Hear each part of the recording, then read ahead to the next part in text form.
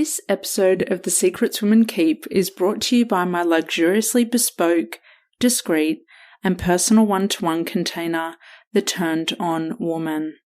The Turned On Woman is the way for you as a leader and woman in authority to unleash your true woman on top that's satisfied, successful, and totally turned on in her power.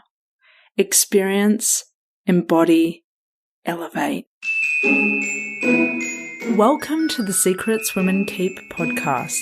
I am your secret keeper and confidant, Lauren White. I'm a qualified counsellor and sexologist, facilitator of all things turn on, author of Permission, and a witty, highly intuitive lounge room dancing introvert. I help you as an exceptional woman in entrepreneurship to see, love, and trust all the parts of yourself, especially the unseen. Let's pull back the curtain, light the candelabra, and lift the veil. These are the secrets women keep. Hello, and welcome to the Secrets Women Keep. I am your host and confidant, Lauren White, and we need to talk about this. We need to reconcile your relationship with indulgence. Your relationship right now with indulgence is pretty warped. Not on my watch. Not if I have something to say about that. Indulgence is a requirement that you need if you want to feel turned on for your life. I'm going to take it further than that. Indulgence is a standard that you are worthy of. It's not superfluous. It's not a nice to have. It is a requirement on par with your needs and getting your needs met. I have heard too many women marry the word indulgence with things that really aren't indulgent. And it's like, ooh, there's work there to be done. We need to roll up our sleeves and dig deep and get dirty with this one. I want you to know that these things are not indulgent. Time alone, not indulgent. Dessert, sweets, treats, not indulgent. Even if they make you orgasm, they are not indulgent. Personal growth work and expansion is not indulgent. Holidays, not indulgent. Having space, not indulgent.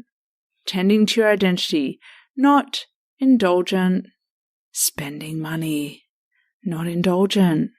Indulgence does not require money. We will go deeper into this.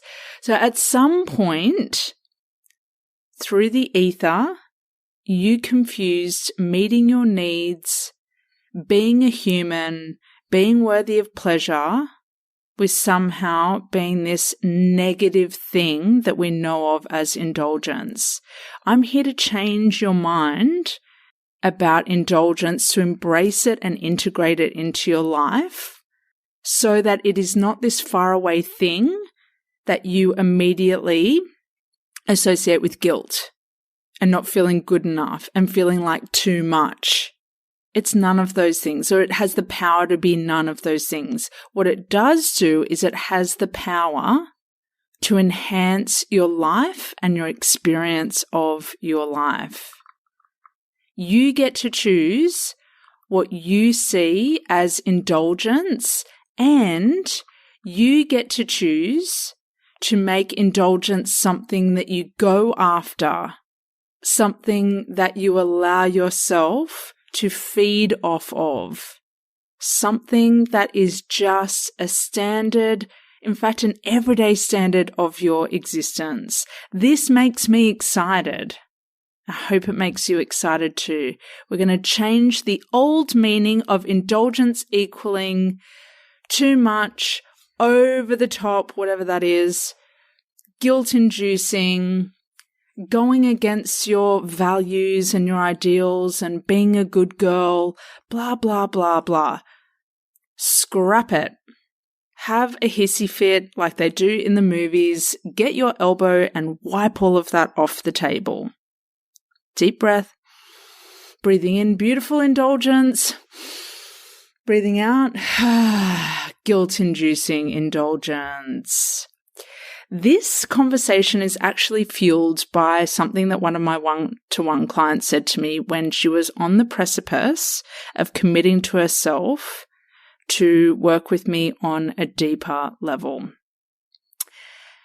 She asked if we could talk, and I said, of course. And she said, Lauren, this just feels so indulgent. How do I do this when it feels so indulgent? Like, I know I want it and I know I need it.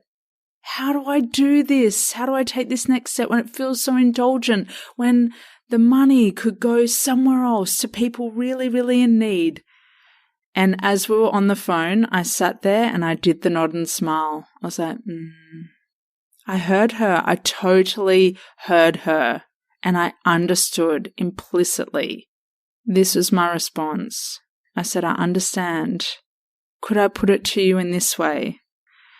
That part of the reason why you're not congruent as congruent as you could be in your work, and that your clients aren't getting the full spectrum impact that they could be getting, is that they feel your resilience with pleasure. They feel your resistance. Sorry, not resilience. Well, yes, pleasure resilient. That's a new term. Like you've got a coat of armor on and pleasure can't come in. I am pleasure resilient. It will never touch me. Resistance to pleasure, resistance to indulgence. Like we can't just continue this boring narrative of self-care. That is for another time. Those of you who follow me on Instagram know how I feel about the term self-care. Indulgence is something that every human is worthy of. And what you decide is indulgence and what you embrace as indulgence is individual. I am indulgent when I fully take care of myself and allow myself to experience pleasure first before the to-do list. If I deny myself indulgence, and indulgence is usually something, if I had to extract it down to something like a little concentrated version, it's something that really goes against an old narrative that someone's told you. And it's just flipping things around and breaking some rules in the process. God, go for it. Break those rules. When I allow myself to be indulgent and indulge in what turns me on and has me feeling alive, I can show women another way of living. If I am not indulgent, or if I am not fully reconciled with what indulgence is, I'm going to show up in contraction. Now, you might not see it, but you will feel it. You won't be able to work it out in your subconscious mind, but it will be transmitted through the ether. You will feel a disconnect. You will feel the incongruence. So I've had to do some big deeping around allowing and integrating indulgence as a standard of my existence. No more denial. I did that script for years. I did it for years. I did so much denial throughout depression and postpartum. So much contraction, so much, no, can't afford. And really can't afford is just a cover up for I'm too scared. Maybe not 100% of the time, but it is still a fear of the money won't come back, the abundance won't come back, I will lose it and it will be gone forever and I'll never recover. It's showing a distrust in the resource that is money. On the note of money, indulgence doesn't have to cost a lot. The healthiest version of indulgence can be small and decadent. It's really about the energy of giving yourself permission and allowing yourself to do something that traditionally or historically felt forbidden. Those things are forbidden no longer because you're deciding. You're not looking to your partner, you're not looking to your friend, you're not looking to your mentor, you're not looking to your colleague to give you permission. I really, really encourage you to explore indulgence on your own when no one else is a witness, when no one else is watching. How do you act? Do you let yourself go there or do you hold back? Go there. Go the extra step with what feels indulgent. I used that word feel just now very purposefully. Not what you think is indulgent. You're missing the point. You're in your head. You're strategizing indulgence. Ba-bang. What feels indulgent in your body? What feels indulgent to your spirit? What does your soul want to lap up because you have denied it for so long? We are skipping over, bypassing the self-care module of life and going straight to the gold. You do not need someone else telling you to have a cup of tea or a bath and that should correct your very worn-out nervous system. No. Take it further. Be bold enough to take it further. Be bold enough to combine what you historically knew of as self-care, FKA self-care, formerly known as, and indulgence. Combine them. Take yourself to a hotel for the night. Do absolutely nothing if you are a major generator and doer. Allow yourself to be in water. Allow yourself to lick chocolate off your hands and have the champagne bubbles spill over the cup and pour down your chin. Just go there. It doesn't have to cost a lot, but it's symbolic of you stepping into a new paradigm of worthiness with yourself. That's what I love and respect about indulgence. That's why my standards are indulgent. That's why I will not go back to denying myself, because there's no learning in it. I learned all I could from scarcity. I learned all I could from restraint. And I believe indulgence has so much more to teach me about sensation and color and texture and feeling alive every fucking day. Break the cord between the connection between indulgence and guilt and that you should feel bad. Bullshit. That's what someone small wanted you to feel about indulgence and worthiness and pleasure. That's someone else's scarcity script embedded inside of you. You don't have to own that anymore. You now know differently. You now know that one of your standards for living and life can be indulgence. I am drinking water out of a crystal champagne glass right now. How much does it cost me? It costs me nothing, but it feels indulgent. It is the small stuff. It is the small stuff. It is beauty. It is sensory experiences. None of this has to cost a lot. If you have the means and the resources, though, go there. Do it. Go for the full bang. Don't hold back. Don't hold back. And when you meet indulgence, can you please enjoy it? Can you please not sit there and berate yourself for doing something indulgent, for inviting indulgence in? Can you please tame the monkeys of your mind, come into your beautiful body and be with what is before you and feel total, like beyond gratitude. Gratitude's a concept that's been dragged, God, here, there, and everywhere. Beyond gratitude. Feel excited for what is in front of you and send like big beams of turn on to every other woman that wishes that she could be there, enjoying and indulging your version of indulgence. Right, just be with it. Don't go into the past. Don't go into the future. Don't sweat the investment. Trust that it will come back. That your indulgence and your reconciled relationship with it teaches other women so much. It shows them another way. The way of the martyr is done. The way of self-sacrifice and self-flagellation is done. None of those things are cool. None of those things are worthy of attention and accolades. No. The new way is luxury. The new way is indulgence.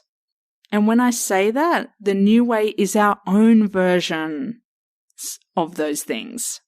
I know you can be so much more indulgent than you are right now, that you can allow yourself to wade into the waters of indulgence without the fear, without the charge, without the drama, without the counting of pennies. Fold it into your life. Weave it throughout your day. How can I make this moment more indulgent? How can I be more indulgent right now? Is this satisfying my requirement for indulgence? Beautiful lines of self-inquiry that invite you to go richer, to go deeper, to go further, to go that little bit more decadent. And it starts small and you build it up and you make it your standard. I'm doing lots of table banging.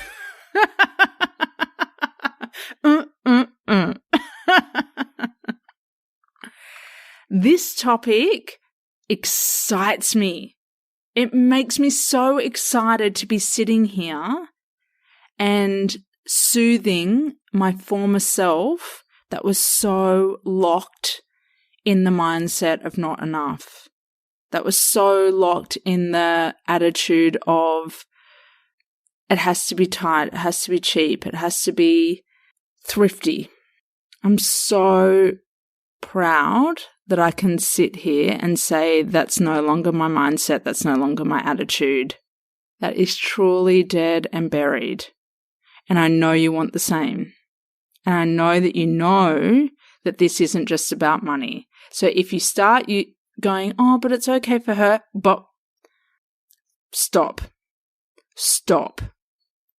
Indulgence is a choice no matter what your income or what is available to you. If you have the means to listen to a podcast, you have the ability to be indulgent and to hold indulgence as a standard, to create your own relationship and your own new life-filled story with it, for it to be a love affair instead of someone that hurt you once that you can never trust again. That's not indulgence. That's just what someone wanted you to think about indulgence, and that's why you haven't been able to trust it.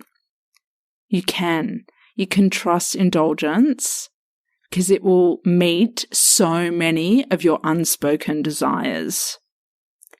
Start small, build it up, keep weaving it in, keep folding it in, and in a year, 365 days from now, you will be a different woman. And you will look back at women who are in the patterning that you were in, and you'll be like, oh, you will see it so clearly, and you'll see how fear-based it is and how unlibidinous it is. It's not magnetic, it's not erotic, it's not sensual, it's not feminine, it's not powerful, but you are reclaiming that. If you need to go back, listen to this podcast, I asked you 3 questions of self-inquiry to start to get the wheels turning. That's not a very sexy way of putting it, is it? God, Lauren, I've got to dig a bit deeper. To get the cauldron of indulgence stirring. Anything's better than wheels turning. To get everything flowing and moving and activated, start asking yourself those questions. You're not berating yourself. You're not saying, why haven't you gotten this yet? You're just asking, how can I make this more indulgent? If you're sitting watching TV, can you put your feet up? If you get served something in a glass that isn't your preferred glass, can you course correct it when you order your drink? Can you upgrade your dessert to the one that you actually want instead of buying the cheaper one that doesn't satisfy you to the same degree? Small stuff equals big stuff, okay? There's no way you're going to have this marvelous relationship with indulgence if the small stuff isn't addressed first. So keep flexing that muscle of indulgence. Go there. Give yourself space, indulgent space and indulgent time and all those things you used to think were indulgent, and enjoy it. God, woman, enjoy it. Relish it. You are turn on. And that's what indulgence wants you to know.